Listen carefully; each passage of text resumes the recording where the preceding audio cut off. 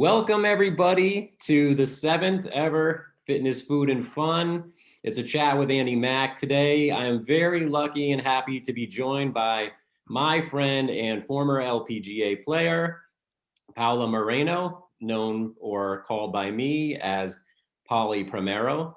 So Polly, as I mentioned, I'm just gonna give a few highlight items about you that you can go ahead and fill us in on anything additional that you want people to know about. And then we'll go ahead and progress right into how fitness got started in your life. And I also want to say that I thank Polly for joining me all the way down from Cali, Colombia. Bienvenidos a todos. Thank you, Andy, for having me. Thank you. Thank you very much for joining me. So I'll start off. I know from a little bird that you've been playing golf since you were a little kid. By age 15, you were a world champion. You went to USC on a scholarship. I believe you guys won the Pac-10 while you were there. National championship. Okay, all right. That's what I was gonna say. Maybe and the national championship. Mm-hmm. You've played. I don't know how many total professional golf tournaments. I know you've played over or about 80 on the LPGA. You've also played a whole lot of tournaments on the Symetra Tour, where you've won a number of those. And that's been really great to follow you in your career. But is there anything else that you'd like to fill people in on about yourself? Well, I think you covered pretty much all of it. Yeah, I was an amateur. I played college golf, and then in 2009 I turned pro, and I played professional golf for more than 10 years. So yeah, that's about it. So tell us about when you were a little kid. How did fitness first come into your life? Well, I was a very competitive girl growing up, and I tried different sports, and I was good at golf since the beginning. That's pretty much how everything started. And I started competing locally and then nationally and then internationally. And, it just became one step at a time. And I had like a lot of competitiveness in myself. I worked hard. My girlfriends were, maybe thinking about going out during the night, and I was just I have to practice in the morning anyway. So that was my mindset since a very early age. And I enjoyed it. No one really put pressure on me. I just really desired to play college golf. That was my biggest goal, let's put it that way. Since I was growing up, that was my dream. Professional golf came later into my life, but yeah, it just golf or fitness or sports, especially golf, of course, was very meaningful in my life. It truly shaped me into what I am today, and it gave me just outstanding opportunities that I could have not dreamed of having if it wasn't because of golf. And you'd mentioned that this was a personal self-drive for you. So it wasn't coming from your parents or coaches or anybody else. This was just internal to you. You had a desire to basically be the best, one of the best in the world. Yeah, and I enjoyed competing very much, and obviously winning. That was my number one goal. And here in Colombia, I had a very successful career as an amateur. I won pretty much everything that you can win, and I represented Colombia in so many events. But then I went to the States and I realized, oh my God, I need to step my game up. I was good at home. I was good in Colombia. I was representing my country, and I won, and everything came very easy to me. But then college golf really hit me, and I realized that I needed to make a lot of changes, a lot of sacrifices, a lot of swing changes that I didn't do while I was at home because I was competing way too much. And it just shifted my whole perspective about competitive golf, and I became a much better golfer through college golf. Can you tell us a little bit more about the mental aspect of that challenge, where here you are down in Cali and you're the best at everything, you're winning everything, and then you go to the US and hey, maybe you're not the best anymore. Yeah. What's that like mentally? It was a good reality check, to be honest. I was 19 years old when I started college. That was in 2005. And I went to one of the best teams in the nation. So I was surrounded with really, really good golfers, girls from all over the world. And I started seeing a different work ethic. Um, and I realized that I needed to practice more and commit more and make other commitments that before weren't that important. And uh, honestly, being a college golfer, you don't have a lot of time. You go to class, you go to practice, you go to workouts. I was very tired at the beginning, but it just, like, just to put an example, I got there and I didn't play my first nationals, my postseason tournaments. I was not on the team. I didn't make it. I was not good enough. I was on a full scholarship and I was not on the team because I was number 6. Only 5 players competed during tournaments. Wow. So I came home during the summer. I didn't play nationals. I remember those nationals were in Oregon that year.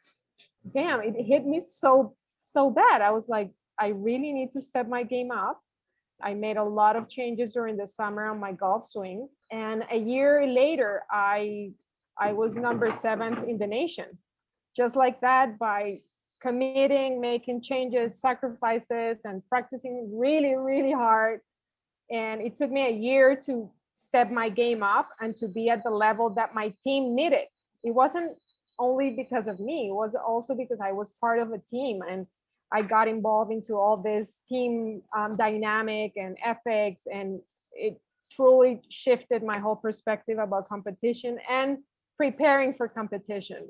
Golf came really easy into my genes and my competitiveness, but it gets to a point where you need to work hard. And that's college golf was that for me. And one last thing on this, since by the time you went to college, I mentioned you already had won a world championship at 15 years old. Did that help you mentally to say, hey, even though I'm having a difficult time here with being the 6th person on the team, not actually being on the team, in the back of your mind, did that give you kind of support? Well, I knew I had it in myself. I never doubted that. I just knew I had to make a lot of changes in my swing and in my work ethic, and to be honest, get more mature, I guess. At 19 years old, you think you've done it all, you won everything, and it wasn't like that at all. And golf it's very much like life. You have good years, bad years, ups and downs, and I guess I had it in me, and I was surrounded by amazing golfers. These girls were just outstanding, and I really, really wanted to be in the team. So the next year I played the whole season, but I was probably ranked in the nation 200. Let's put it that way. And then my sophomore year, I was number 7 in the nation. Just like that, I started winning college tournaments, practicing more, and I saw the progress in me by working harder. So that really motivated me. I knew I had it in me somewhere, but I think one of the best feelings is to see hard work paying off. And that was a huge, like, eureka moment, like, wow.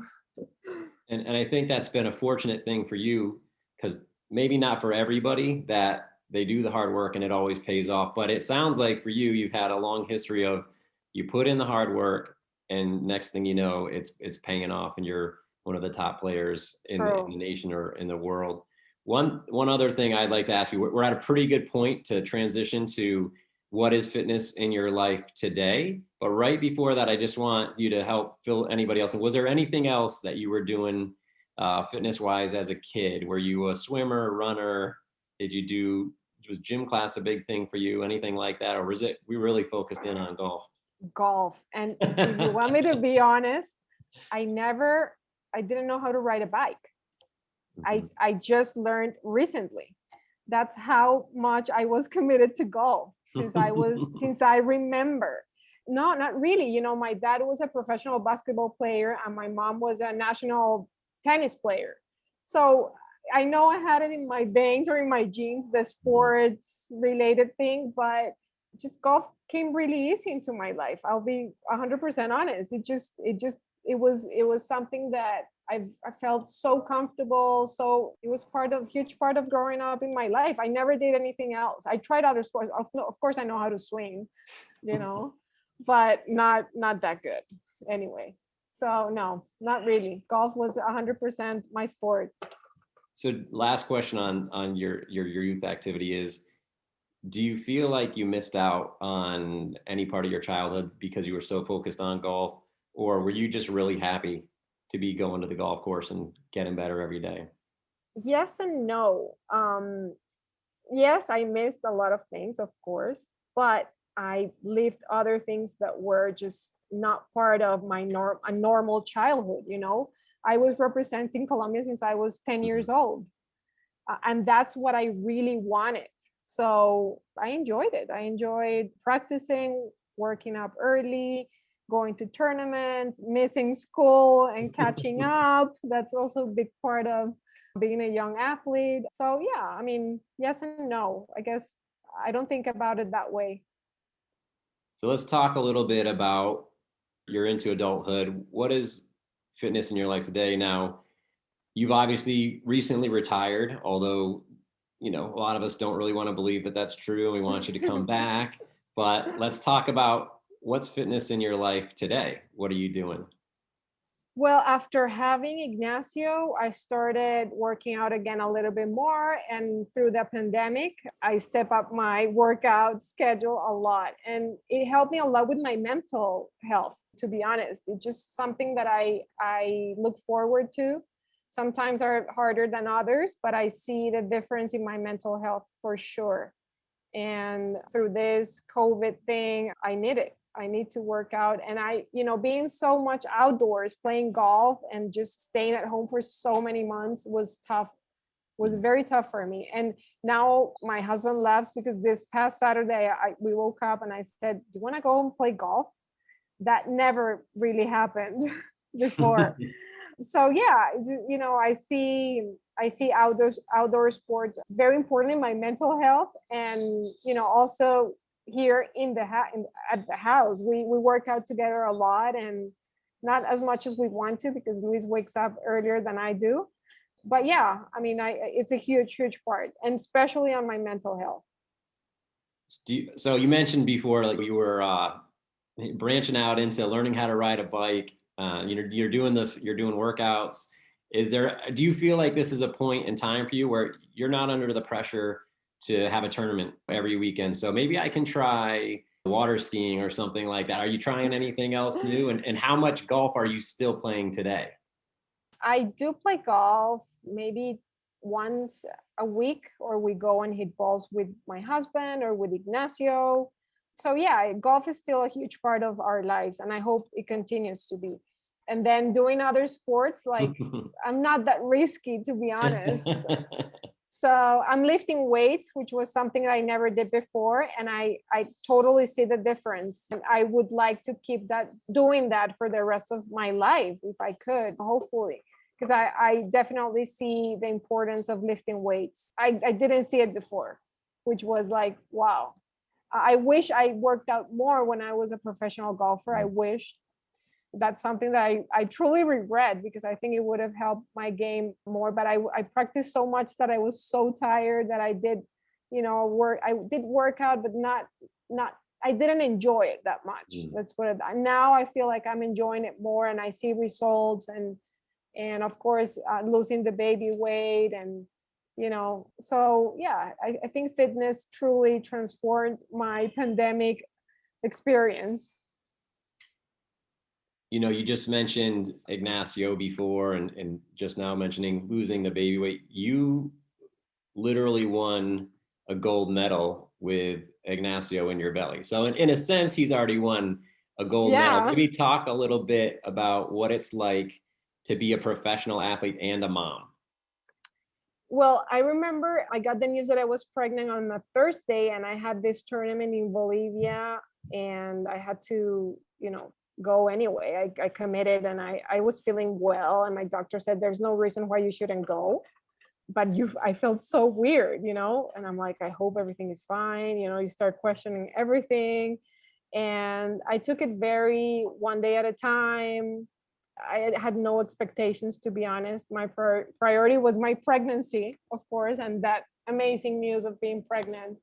But yeah, I mean, I guess that really helped me on winning the gold medal for Colombia. It was so much fun. And then the last day I started to feel tired through the back nine, and I was playing with my teammate Maria Uribe, who she still plays on the LPGA and just had a baby boy. And we always said, like, regardless, either the gold medal goes to you or to me. We're gonna do this today. We're gonna make it happen. And then on the back nine, she didn't play well on the front nine, and I'm like, this, like, I have to do it. I thought she was gonna do it. So this girl from Paraguay was playing well, but then I finished strong, and I kept talking to my baby boy, like, we're gonna do this, and I was walking always behind them and really tired, but we did it. I guess being a professional golfer it's always going to be a part of me, and being a mom, it's never going to change that. It's amazing that anyone can accomplish that. I'm really impressed. And then afterwards, the journalist was like, "Are you tired? Why are you so tired?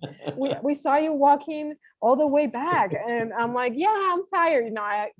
I had maybe 7 weeks of pregnancy, so I was not going to tell, "Yes, I'm pregnant." My teammates knew, of course, and my team in general, but that was so funny. And then we took a picture, all of us, pointing my belly, because we thought it was so funny that I was pregnant and I won. I just never thought I was going to win, to be honest. Yeah, it was fun. It was fun. And then I got really sick, and then everything started to kick in, the nausea and everything.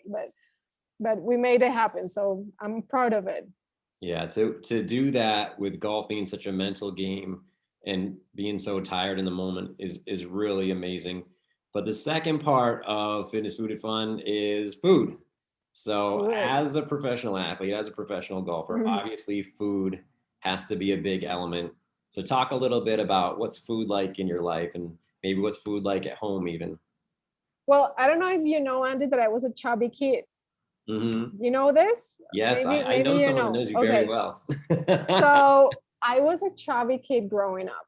I was the little fat girl in the classroom, and that really hit me growing up. My relationship with food changed and shifted throughout my lifetime, and I started eating healthier. I cut up sodas growing up, and I realized that I wanted to look different. I didn't like what I saw in the mirror. So yeah, right now, of course, I see it's a very important part of any athlete. They say maybe 70-80% of what you eat is what you see and how you feel, and then the other part is fitness. So that's a huge part of health in general. And we eat very healthy here. We treat ourselves here and there, not every day. But yeah, I mean, my relationship, I sustain. I won't say I live to eat. Not really. I mean, we try to really keep a healthy diet at home.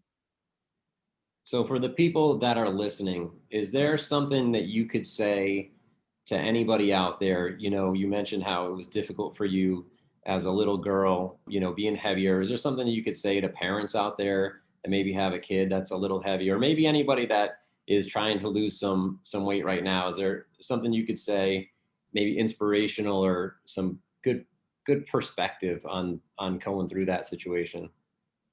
Well, of course, there are some aspects of health that some people just gain weight easier than others. But in my case, it was my relationship with food was not good enough, and it came from something very deep, from my parents' divorce. For instance, I hated to think about that. I was like, oh my God, my parents are going to get divorced. I was probably 8-9 years old when all these things started happening, and I started eating a lot, eating, and that was my coping mechanism, I guess.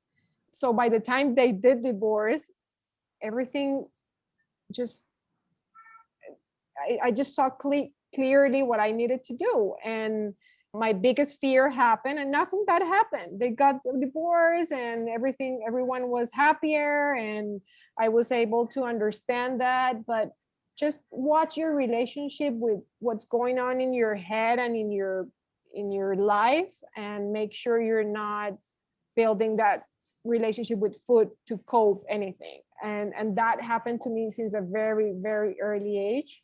I'm glad I was able to realize that. And being a girl, I never went to a psychologist or anything. I just understood that I was coping with the wrong thing. And I mean, I wish I had a psychologist that helped me go through this. It could have been easier, but it didn't happen. I guess I figured it out my own way. And yeah, I mean, just watch your relationship with food. Make sure you understand what food does for you. And even think about it. Everything that you put in your mouth has a chemical reaction in your body, good or bad. So make sure you understand that, because you're hurting yourself. And that's when I realized that I was hurting myself with what I was eating, especially with sugar. I was a big sugar girl. I think everyone's a big sugar girl. Yeah. I know Yeah. there's not too many people that don't like it, but I think it's great that you were able to overcome that and have the mental strength to be able to deal with that. But I'm really curious, did you ever, eat something? Let's say you went out there, you ate some pizza or something, and then you're in the middle of a tournament and you're like, I just can't concentrate. I feel like I've got a lump in my stomach or whatever it is, like compared to like eating healthy. Because from a certain perspective, every stroke is worth sometimes thousands of dollars, Yeah. That could be the most expensive piece of pizza you ever ate. Well, when I'm under pressure, I don't eat much. So that wasn't my case. Like I said, when then my relationship with food shifted when I was since a very early age, and I started not eating a lot when I felt sad or uncomfortable or with a lot of pressure. Or so I kept thinking, let's say I had 4 tournaments. So I started my weight. I kept my weight on the scale, checking it constantly, because I would lose a lot of weight through tournaments. I just wasn't hungry. I wasn't hungry. So I had to push myself to eat. You see how everything shifted from being a fat girl to then, oh my God, I'm not eating enough. And, so that wasn't my case. I was thinking more putting in what I really needed: good food, good ingredients. Yeah. And a lot of vitamins. But I never had that guilt. Maybe in college I did, because I did, of course, I gained my freshman 15. Who doesn't? I mean, cookies for free in the cafeteria. Come on, like I've never seen that. So yeah, but then again, it was just for a small period of time. So you've lived in both Colombia and the US. So I think you've got a really good idea of what are some of the best foods in both places. Tell us a little bit about some of your favorites. What are your splurgy things when you're not worried about going and playing golf the next day? What are you gonna get? Sushi. Sushi. I love Yeah. American sushi. I miss it so much. I cannot find good sushi here in Colombia, like the one I used to eat in LA. And then Mexican. I love Mexican food. Mexican food, American Mexican food is really good. And in LA I still miss it a lot, of course. Yeah, so I guess sushi, I'm a big sushi fan, which at the start of my college life, I didn't like it. We even went to Japan to play a tournament, and I'm like, oh my God, what am I gonna eat this whole week? I regret that for sure. It just came later into my college life, and I enjoy eating sushi a lot, a lot. How about tell us what's one of your favorites from home? One of your favorites from the Cali? Mm, from Cali. Well, I like lentil soups. I like ajiaco, which we're cooking right now. That's going to be our lunch for today. But just fresh. I love Colombian food is very fresh, very, very fresh ingredients, and a lot of salads. So yeah, in general, just typical Colombian food: ajiaco, sancocho, lentil soup. I love white rice. love it. Our white rice has something different from any part of the world.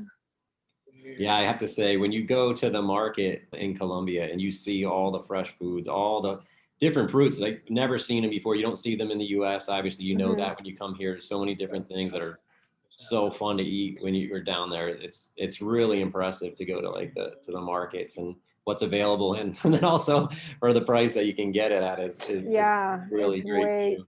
the big avocados. Ah, I those are the they're, best. they're, Love those those are the things that you can. best. I'm gonna show you guys one. Hold on. I just bought one in the street. Hold on. Perfect.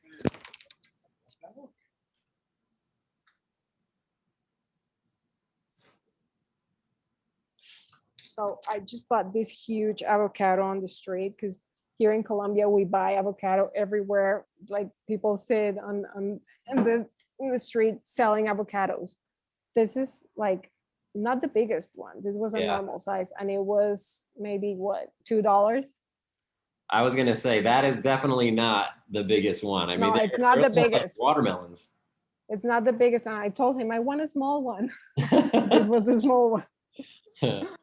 So this is obviously pretty fun to talk about. So let's talk about fun in your life. We know golf is definitely something that you think is fun. What other things do you really enjoy? Just as a lead-in, I know for sure that you like to do things with Ignacio, like taking him to the zoo and even just getting around in with your husband. Well, I enjoy reading since I was a little girl, and I started reading a lot now through because Ignacio is now in kindergarten and I have more time and he sleeps through the night, so I'm able to read, and I'm enjoying that again. I'm catching up with a lot of books that I wanted to read during my pregnancy and those days where he wasn't sleeping a lot. So yeah, I enjoy reading a lot and reading different things and learning from other cultures or different stories. A lot of novels and history novels mostly. So what's the latest book that you're on that you can share with everybody? Or do you have a book that an author that you would recommend for everybody to check out? Well, I'm reading right now The Four Winds. Luis just got it for me. And now that we have shipping from Amazon, I get to order any book I want. So that's pretty cool. And I try to read one in English and one in Spanish, one in English, one in Spanish. So now I'm in the English version of it, The Four Winds. And then, I don't know who's the author of this book, but I just read A Well-Behaved Woman as well, which Mm. is a Vanderbilt family book. So I recommend that as well. I enjoyed that a lot. And now The Four Winds is going well for me. I'm on chapter 9, so we'll see. One more thing on the fun note. So I know that you're pretty worldly. You know, you've been all over the place, played golf tournaments all over the world, and I know you guys like to travel as well and do trips as a family or sometimes just to get away. If you can go anywhere and do anything for a fun time, where are you gonna go and what are you gonna do? I like Spain a Mm. lot. I guess my family's, well, my part of my family, my mom's family side is from Spain. I enjoy a lot Spain. I enjoy the food. I enjoy the culture. I would just going there and eating everything and drinking really fine wine and visiting friends that we still have out there. I guess Spain would be my spot. Madrid, of course, to start. So the capper that I usually get everybody to do for fitness, food, and fun is how are these things either do they all come together for you? Do you see it as one thing, or do you look at these as all separate pieces in your life? Separate. Well, I guess I should do it all together, but yeah, I mean, I guess it sometimes they're together, sometimes they're not.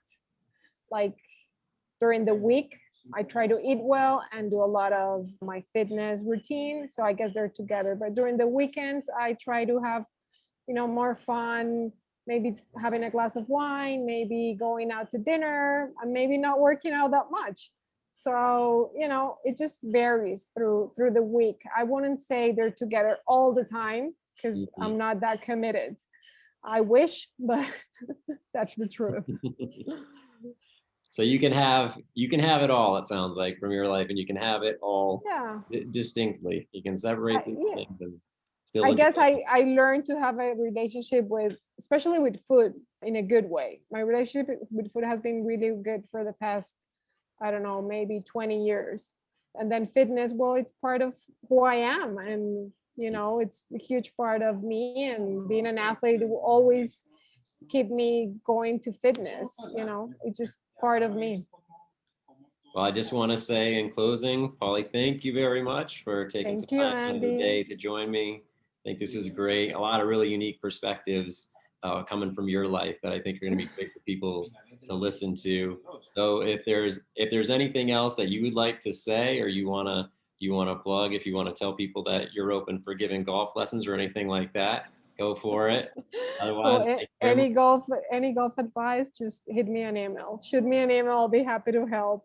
No, anyway, thank you so much, Andy, for having me, and for everyone who listened. Thank you for taking the time. And anytime you want to have me, I'm happy to join. Thank you. And on that note, I can make your email address available to anyone that's wants to get a Of little course. advice from an LPGA professional Of golfer, maybe course. Of world course. gold You're medalist. Thank you. Thank you, Andy, for having me. Thank you, Polly.